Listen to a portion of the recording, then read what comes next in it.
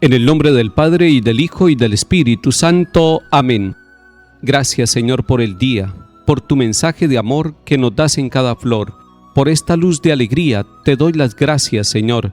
Gracias, Señor, por la espina que encontraré en el sendero donde marcho pregonero de tu esperanza divina.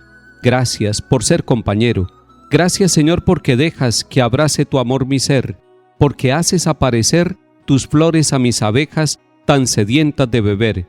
Gracias por este camino donde caigo y me levanto, donde te entrego mi canto mientras marcho peregrino, Señor, a tu monte santo. Gracias, Señor, por la luz que ilumina mi existir, por este dulce dormir que me devuelve a tu cruz. Gracias, Señor, por vivir. Amén. Lectura de la carta a los Romanos capítulo 3. Hermanos, ahora la justicia de Dios, atestiguada por la ley y los profetas, se ha manifestado independientemente de la ley. Por la fe en Jesucristo viene la justicia de Dios a todos los que creen, sin distinción alguna, pues todos pecaron y todos están privados de la gloria de Dios y son justificados gratuitamente por su gracia mediante la redención de Cristo Jesús, a quien Dios constituyó sacrificio de propiciación mediante la fe en su sangre. Así quería Dios demostrar que no fue injusto dejando impunes con su tolerancia los pecados del pasado.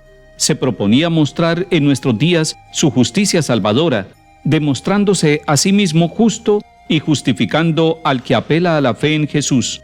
Y ahora, ¿dónde queda el orgullo? Queda eliminado. ¿En nombre de qué? ¿De las obras? No, en nombre de la fe. Sostenemos pues que el hombre es justificado por la fe, sin las obras de la ley. ¿Acaso es Dios solo de los judíos? ¿No lo es también de los gentiles? Evidentemente que también de los gentiles, si es verdad que no hay más que un Dios. Palabra de Dios, te alabamos, Señor. Sabemos todos que la palabra evangelio significa buena noticia. Pues aquí, en el capítulo 3 de la carta a los Romanos, Pablo nos da una buenísima noticia, un evangelio con mayúscula. Lo podemos leer, lo podemos llevar a nuestro corazón, no podemos dejarlo pasar, hacernos los desentendidos ante esta palabra tan maravillosa que el Señor nos da. Nos está hablando de un sacrificio de propiciación, un sacrificio que lleva a que todos los pecados de la humanidad, en el pasado, en el presente y en el futuro, sean redimidos, sean perdonados. ¿De qué sacrificio se trata? Se trata del sacrificio de propiciación de Cristo Jesús en la cruz. Lo está diciendo San Pablo, está diciendo que todos pecaron, todos en el Antiguo Testamento, todos los que no eran del pueblo judío, los paganos, todos pecaron, y pudiéramos ampliarlo al presente y al futuro. Todos pecamos, todos estamos tocados por el pecado, somos frágiles, el pecado hace presencia en la vida de cada uno de nosotros, y si nos quedáramos ahí solamente, estaríamos privados de la gloria de Dios. Si nos detuviéramos en nuestro pecado, si no pudiéramos avanzar, si no hubiera una mano misericordiosa que llegara a darnos gratuitamente su gracia. Y esa es la buena noticia, ese es el evangelio, esa es la buenísima noticia que San Pablo nos dice hoy. El sacrificio de Jesucristo es un sacrificio de propiciación. Mediante ese sacrificio obtenemos toda la redención, porque es un sacrificio que Dios Padre constituyó para bien de toda la humanidad. Y cuando nosotros vamos a la Eucaristía, nos encontramos con ese sacrificio en el altar del Señor. Cada vez que celebramos la Santa Misa, repetimos las palabras de Jesús sacrificándose en propiciación por nuestros pecados y por los pecados del mundo entero. Por eso, cuando usted vaya nuevamente a la Eucaristía, recuerde que se está uniendo al sacrificio redentor de Jesucristo el Señor. El único sacrificio de Cristo se renueva en todos los altares del mundo, y por eso Eucaristía significa acción de gracias porque Cristo se ha entregado en sacrificio por nuestra salvación. Además, en este capítulo 3 de la carta a los Romanos, San Pablo toca el tema del orgullo. ¿Por qué toca el tema del orgullo en este contexto? Los judíos podían decir que ellos eran el pueblo elegido y que se salvaban por las obras de la ley de Moisés, de la ley religiosa que tenían. Sin embargo, San Pablo va a decir, el orgullo ¿dónde queda? Queda eliminado. ¿Y por qué queda eliminado? Porque hemos puesto nuestra fe en Jesucristo el Señor. Y va a sostener San Pablo que el hombre es justificado por la fe sin las obras de la ley. Cuando decimos eso, podemos caer en el peligro de pensar que las obras que nosotros realizamos, que la manera como nosotros trabajamos, no le interesa a Dios. Se está refiriendo Pablo a las obras de la ley, porque en el Antiguo Testamento el pueblo judío creía que se salvaba por las obras que ellos realizaban, y eso podía llevar al orgullo. Cuando nosotros nos damos cuenta que es gratuita nuestra salvación, desaparece el orgullo en nuestra relación con Dios y queda el puesto para la gratitud, para la acción de gracias, para vivir de una manera eucarística, para vivir de una manera agradecida, porque el Señor nos ha dado la salvación por la fe, y nuestras obras, nuestro estilo de vida, nuestro trabajo de cada día tiene sentido unido a ese sacrificio y unido a un corazón abierto a Jesucristo el Señor por la fe.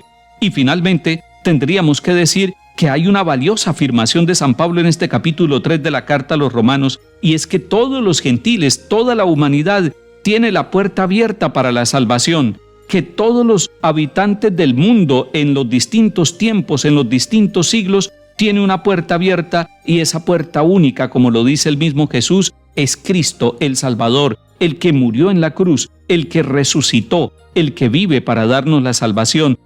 Hoy, a la luz de la palabra que hemos escuchado, crezca nuestra fe en Jesucristo el Señor. Que el Padre Dios, con su Santo Espíritu, nos dé la gracia de crecer en la fe, que esa fe se convierta en el estilo de nuestra vida, que se note en la manera como trabajamos y en la manera como vivimos. Además, que nos quite el orgullo y que le podamos ofrecer con humildad todas las obras, los trabajos de cada día, sabiendo que Él nos da gratuitamente la salvación y que nuestra mejor manera de responderle es con una vida sencilla, humilde, agradecida, fraterna con todos.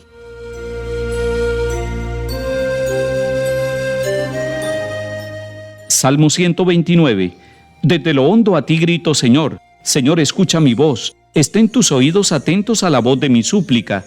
Si llevas cuenta de los delitos, Señor, ¿quién podrá resistir? Pero de ti procede el perdón, y así infundes respeto. Mi alma espera en el Señor, espera en su palabra. Mi alma aguarda al Señor.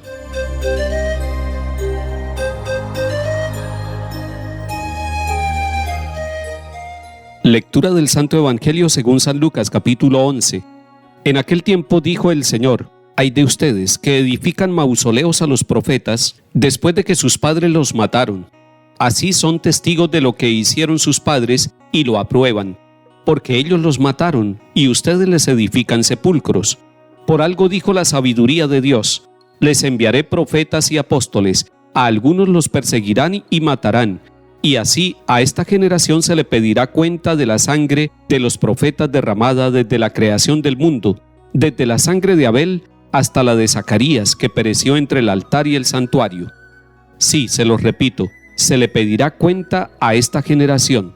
Ay de ustedes, maestros de la ley, que se han quedado con la llave del saber, ustedes que no han entrado y han cerrado el paso a los que intentaban entrar». Al salir de allí, los escribas y fariseos empezaron a acosarlo y a tirarle de la lengua con muchas preguntas capciosas para cogerlo con sus propias palabras. Palabra del Señor.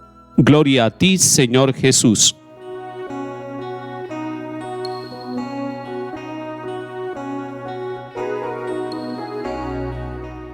Siguen las denuncias del Señor Jesús en el capítulo 11.